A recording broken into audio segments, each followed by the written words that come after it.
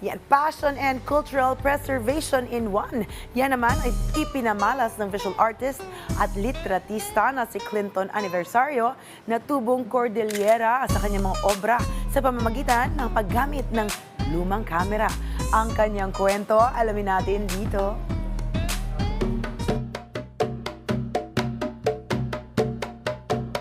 Iba ang nagagawa ng larawan. Maaari nitong i-preserve ang mga alaala at maibalik ka sa nakaraan. Ang paggamit ng mga lumang kamera sa pagkuha ng litrato ay isang paraan upang lalong maunawaan at pahalagahan ang sining. Gaya ni Clinton Aniversario, isang visual artist, isang litratista mula sa Baguio City na nais i-preserve ang Cordillera heritage at igorot culture sa pamamagitan ng larawan gamit ang lumang kamera. Taong 2008 na magsimulang mahilig si Clinton sa pagkuha ng larawan. Noong una, paraan lamang niya ito upang kumuha ng reference para sa kanyang mga obra.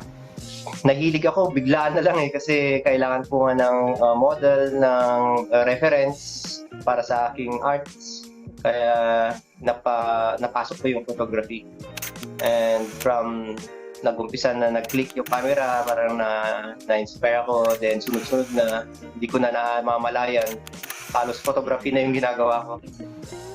Ngayon, umabot na sa mahigit 200 vintage cameras ang nakokolekta ni Clinton na labis niyang inaalagaan dahil alam niyang minsan ay naging parte ito ng buhay ng iba.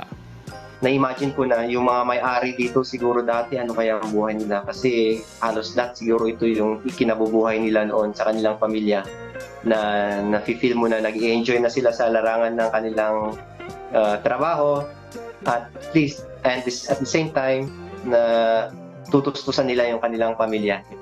Bukod sa pagiging isang painter, sculptor at photographer, may-ari rin ng isang museum at camping site si Clinton na kung saan dito nakadisplay ang kanyang koleksyon. Makikita rin dito ang mga art installations, paintings, sculptures, landscapes at darkroom na kung saan pwedeng ma-experience ang sinaunang paraan ng pagde-develop ng mga photographic films. Paboritong subject ni Clinton ang mga cultural heritage ng Cordillera, kabilang na ang igorot culture. Nais niyang i-preserve ang kasaysayan sa pamamagitan ng larawan gamit ang mga lumang kamera.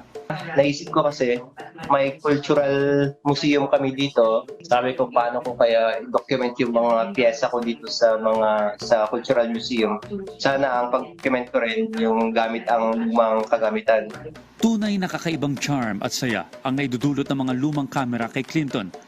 Ang pagpapahalaga niya sa mga ito ay patunay ng kanyang pagmamahal sa sining at kultura.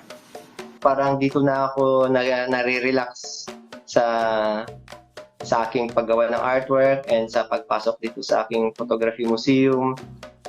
Parang na-realize mo na sulit ka na sa buhay. Wala ka nang hanapin pa. Simple living is really the best. Ibinahagi rin niya ang kanyang mensahe sa lahat ng mga young artist na gustong pasukin ang photography. The best na teacher natin sa photography, yung experience talaga habang nag-shoot ka araw-araw, nagkakaroon ka ng bagong kaalaman sa fotografiya at pagkuha ng mga litrato. Kaya keep on shooting, sabi nga nila.